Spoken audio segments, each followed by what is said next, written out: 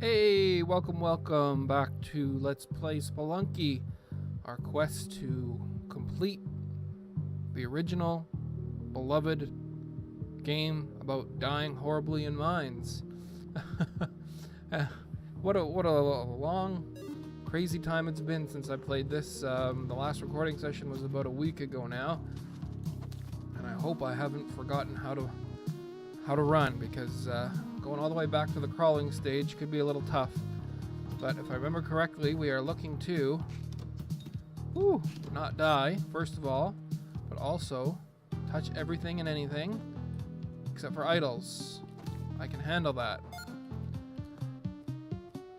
We're just gonna dive right back in. We're not gonna hold back. We're not gonna force ourselves to crawl if we don't think we have to just yet. So I'm gonna be running, I'm gonna be throwing, I'm gonna be killing, I'm gonna be murdering, I'm gonna be spelunking, I'm gonna be purchasing, I'm gonna be doing everything we possibly can in the way that feels the most natural, least forced, and hopefully that will generate some success. That's the theory anyway, right? Do what comes natural. I don't know if is that a sports psychology thing? I don't know. There's some theory that says do what comes natural, and you'll have or meet the most success, and it makes sense. Trust your inner skills. I didn't see an altar, so we're just gonna let her go. We're gonna be happy for the HP. I'm gonna remember to take this rock, and we blasted through mines 1-1, no problems. No close. Well, I guess when I fell, it had the big drop and grabbed the ledge. That was a minor close call, but I was in control basically the whole time, right? Yeah, sure. Nothing over here except for death. Literally. That's one thing that's always interested me, is the character of death, you know, because it's not that common, fairly common in TV shows and movies and stuff. Oh, jeez, you poor lady. But just the different ways that death has been portrayed over the years is fascinating to me. Look at that, smooth as can be. Anything we want in here? We're gonna buy some bombs, just because our bomb economy is not something I'm good at managing, so if I can boost it a little bit, give it a little bailout now and then, I'm gonna be happy for it, I think. Oh, caffeine. I love caffeine. It's so good. That's an idol. We're not gonna touch it. Look at, there's a lot of dead skeleton things. It's like, oh, come on. You son of a gun. Yep, instant death.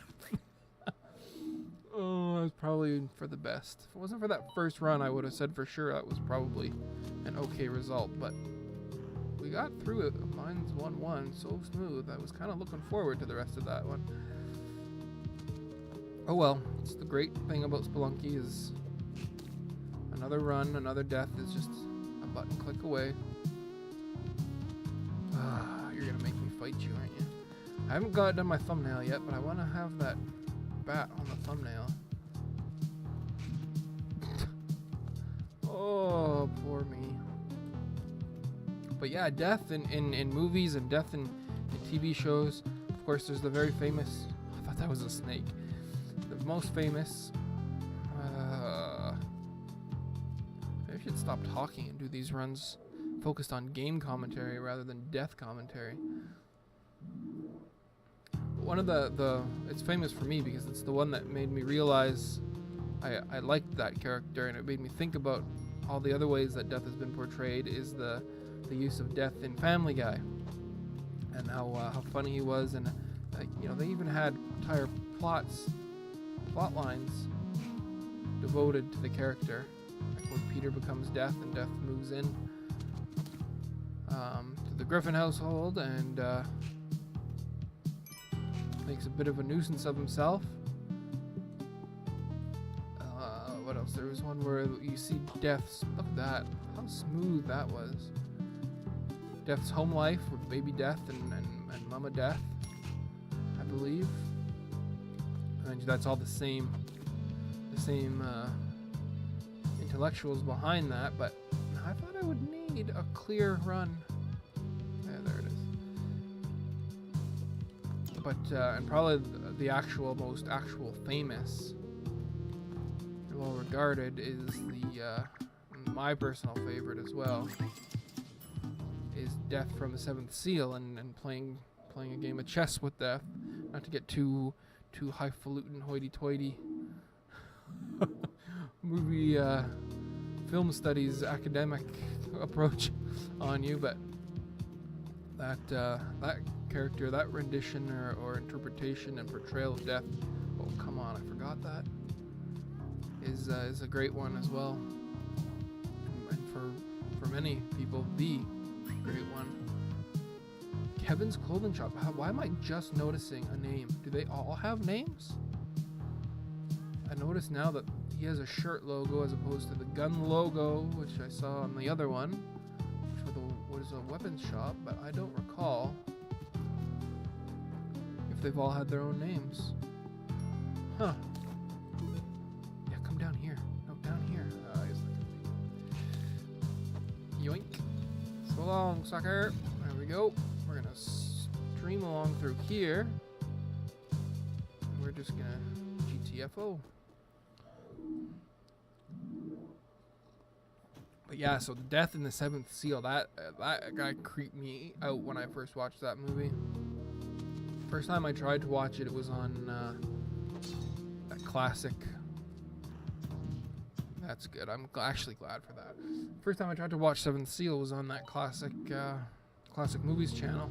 It was on at some ridiculous time, and it was before the age of PVR and after the age of VHS recordings, so I had to stay up and watch it, and it was a real weird time, right?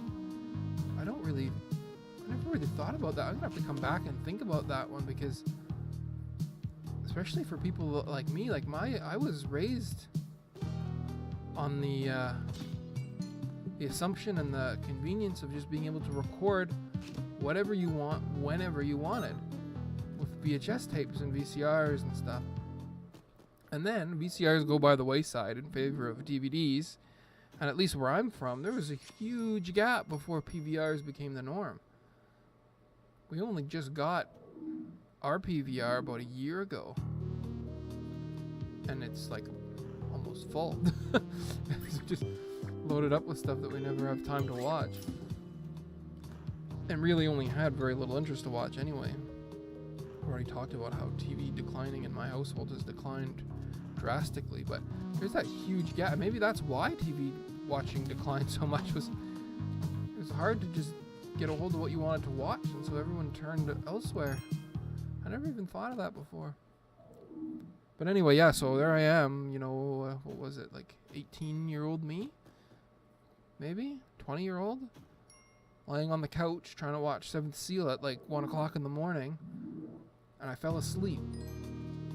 And I woke up partway through, and there's this part in the movie when the acting troupe, the comedy troupe that the Crusader ends up with,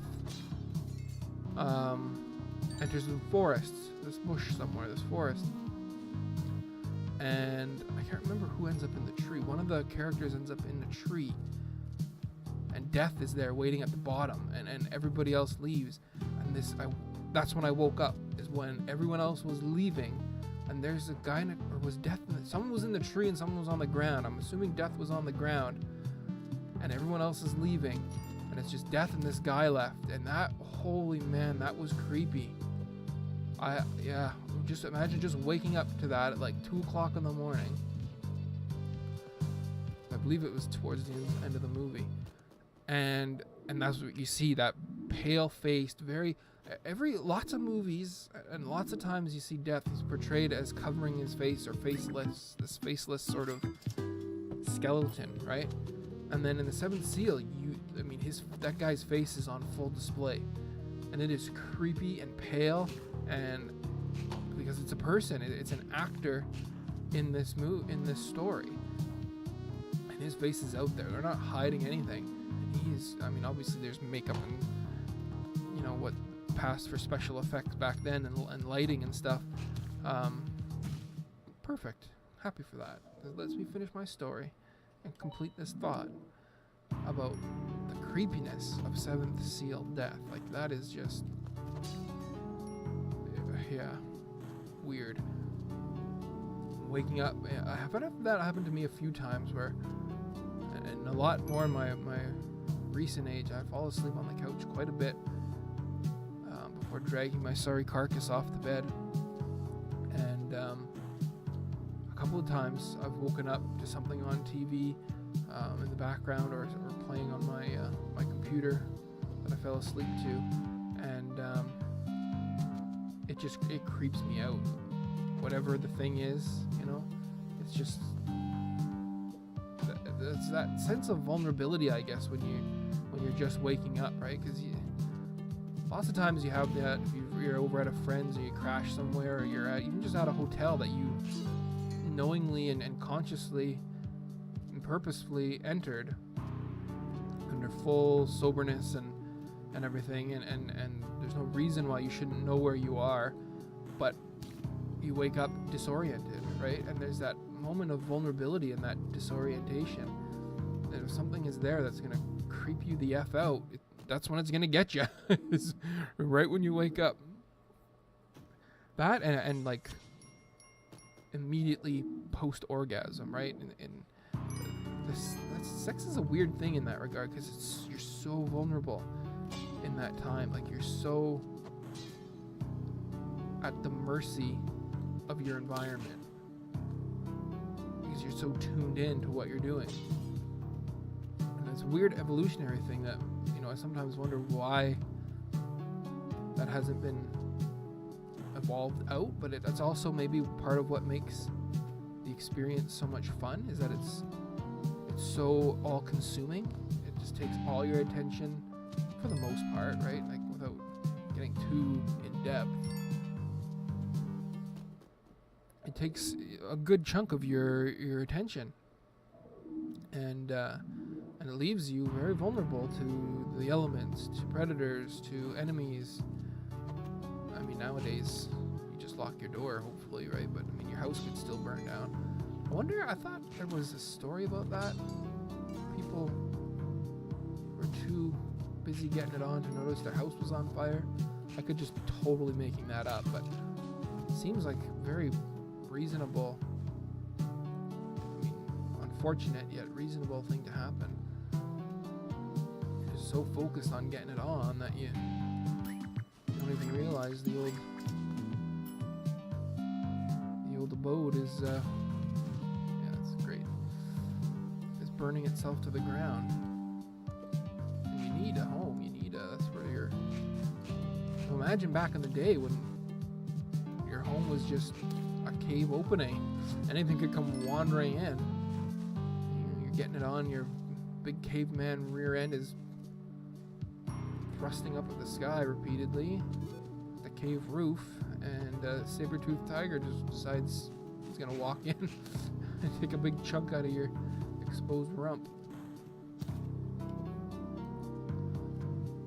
But yeah, that those times that I've woken up terrified of whatever was, and sometimes it's just been thoughts. That's the most disturbing, and that's only recently. You wake up and you're thinking about something, just, oh, why did that jump into my head right now? That seems to be a common theme in my commentary lately. I don't mean it to be, but it's something going on with me that I'm got some deep-seated anxiety issues all of a sudden. Holy jeez, double. It's not what I think of when I think of a double. Did I miss a damsel here? Yeah, ooh. Now, old Roman would have been knocked in the head with that rock shot, so I'm going to take that as a sign that we are improving. This is a busy level. We got a lot of snakes. We got a lot of big lip betties. Big lip betties. Reminds me of a movie I saw once. Big lip Betty. Jeez. I want the gloves. I can afford the gloves. And I'm going to influx our bomb economy again. Yeah, I saw that coming.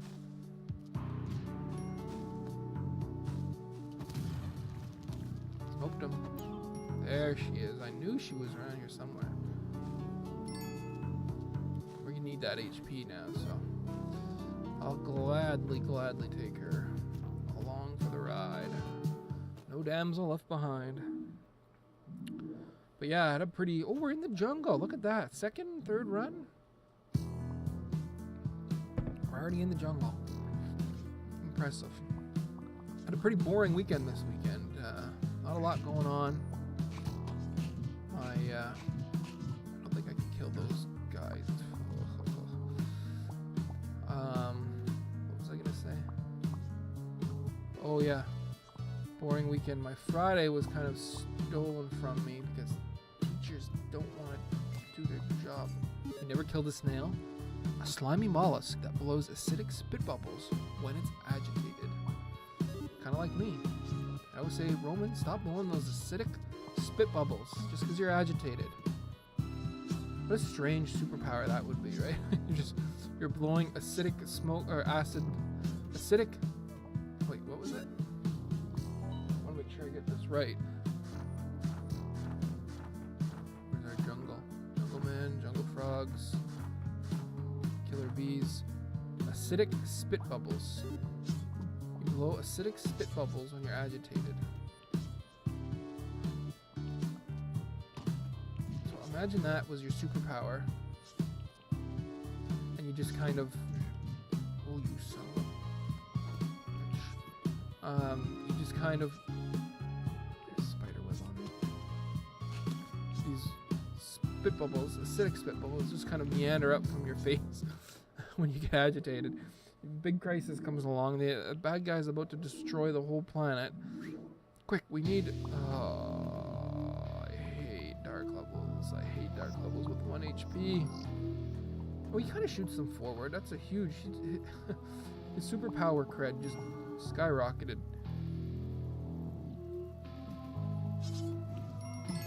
Just with the ability. Now, I thought I had managed to light all the torches last time. Oh, hello. I want you. I want you to want me. How in the world did that frog do that thing? I don't know, but he did it again. But yeah, very boring weekend. Very cold again. I know I've been complaining a lot about the cold lately. This cold didn't bother me as much because it felt as cold as it was.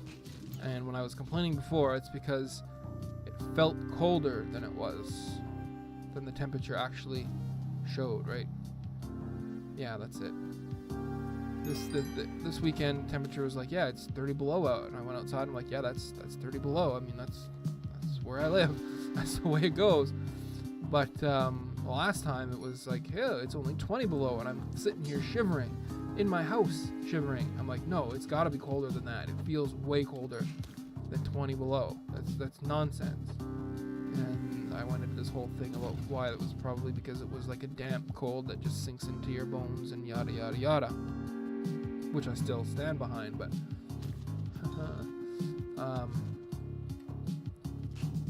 it's amazing how much of a difference a damp cold makes. Like, they always talk about dry heat. I think I've talked about this before already, but dry heat being more tolerable somehow than humid heat, and I'm just like, I hate all heat. Just keep your heat nonsense away. But, and I'm the same with the cold. Like a wet cold, a damp cold, I will notice far more inconveniencingly than a dry cold. We usually get the dry colds here, and even as a kid, I don't remember it being so humid here where I live. It was always I mean, I hate both, but I still notice the difference between the two. And, you know, humidity still drives me crazy, but when I was a kid, it was never humid like it is now here. It's strange. And the wind, too. I don't know. Like they say, oh, it's just, oh, you were a kid, you never noticed the difference because you're too busy riding your bike and eating gumdrops. Oh, I killed her, you son of a... But I swear I can remember remember better than the average, and I know, yeah, everybody says that too, Roman, but seriously though, the humidity is something that has really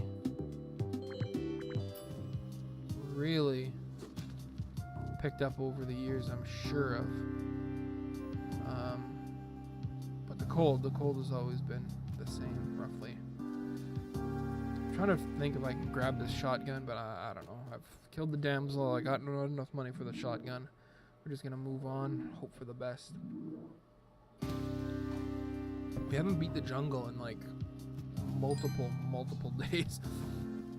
It's been a while. Hopefully we can get back to those ice cave thingies soon. I was toying around with installing Dungeon of the Endless this weekend. Again, it was pretty boring. I had nothing to do. I did a lot of animating though. I got a lot of animating done. That was nice. Some of it was even on camera, which was unusual. I found myself short an episode, and so I tried to steal about a half an hour of quiet time around here when everyone was out. I got about 15 minutes in. Got delayed for some reason. I did have the half an hour, but I got delayed in starting the recording, and only got about 15 minutes. So I've got this video. Wow. Epic. Of course, they had to take it away from me. I got this video. Good. I was sick and tired of that run. About 15 minutes where I just hit A. What an idiot. And then all of a sudden I just cut the video. It just ends because someone walked through the door, and that where I'm seated, my door, my back is like to the door, and down. Right, I'm at the bottom downstairs. But like I can see, if I'm turning my head right now, I can see my door for the house. If I look up, I can see the doorknob, and right outside past that doorknob is the Great White North. 30 below nonsense. And and yeah, so someone just walked in and kind of put a kibosh on my recording, so I just hit stop recording. And that was it. And I was gonna try to splice together the video and come up with something better, and that just takes more time. I thought, you know what, whatever, it's a one-off. Right? We're back to that whole thing, like nobody's watching these anyway. It's just for my consistency's sake, my getting into my habit. Where in the hell is the exit of doing this stuff? And there's no need to impress anybody here with fancy edits and filling in the blanks. Oh, come on. So I just left it. I'm going to title it Interrupted and throw it up like that. It's a good 15 minutes long anyway, so it doesn't really matter. Should be fine. But yeah, so I did a lot of animating, and then the other stuff, when I'm just animating on my own, I just do that whenever. I don't need to steal the time. I don't need to try to find 20, 30, 40 minutes to an hour here and there. During the day, I got all the time I want. I can have all the time in the world, and that's like when I'm doing this and when I do the bulk of my recordings. But for the other times, I gotta kind of cherry pick occasions when I'm gonna have some. Do I have enough time to get everything set up, get back into the flow of the project, figure out what I was trying to do, where I left off. It takes time to set all that up, and if I'm trying to fit 30 minutes of recording, I actually need like at least a 40-45 minute window to get 30 minutes of recording, right? And that can be tough. So any little delay pushes you back, and then it just becomes not worth it. And might as well just wait until I was actually wondering if that spider was going to hit me, but might as well just wait until my next regular recording session, which is what I'm doing now. But I think we're going to call it here. We're just going to put in a cut, and we'll be back very soon. Until then, thanks very much. See you soon.